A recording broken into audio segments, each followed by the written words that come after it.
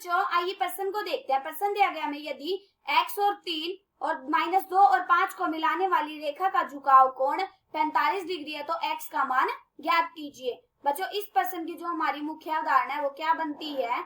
मुख्य अवधारणा।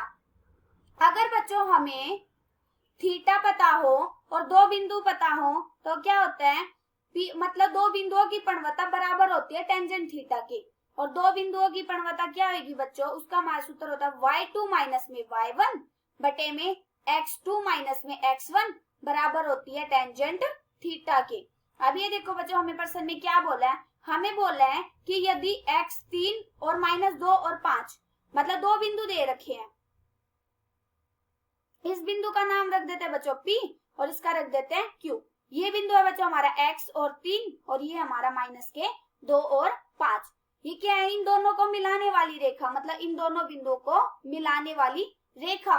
रेखा का झुकाव क्या है बच्चों? 45 डिग्री, मतलब वो x की तरफ झुका हुआ है यहाँ पे, और यहां से भी करेंगे बच्चों तो ये क्या आ गया? ये बिंदु, ये हमारा कितना है बच्चों? 45 डिग्री। अब क्या बोला है बच्चों?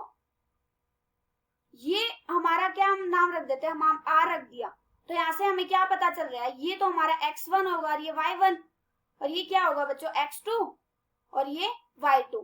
तो यहाँ पे क्या होगा बच्चों? बिंदु ये होगा हमारा x2 और y1। इसकी दूरी कितनी होगी बच्चों हमारी? ये होगी हमारी x2 माइनस में x1, और इसकी दूरी क्या होगी बच्चों हमारी? इसकी दूरी होगी y2 माइनस में y1। अब ये देखो हमें क्या निकालना है? हमें x का मान निकालना है, तो हम कैसे निकालेंगे बच्चों x का मान?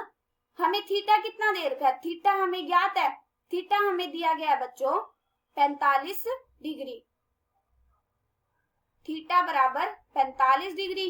और p हमें कितना दे रखा है बच्चों? p के बिंदु दे रखे हमें x और 3, और q के बिंदु कितने हैं बच्चों हमारे? q का बिंदु दे रखा है हमें -2 और 5।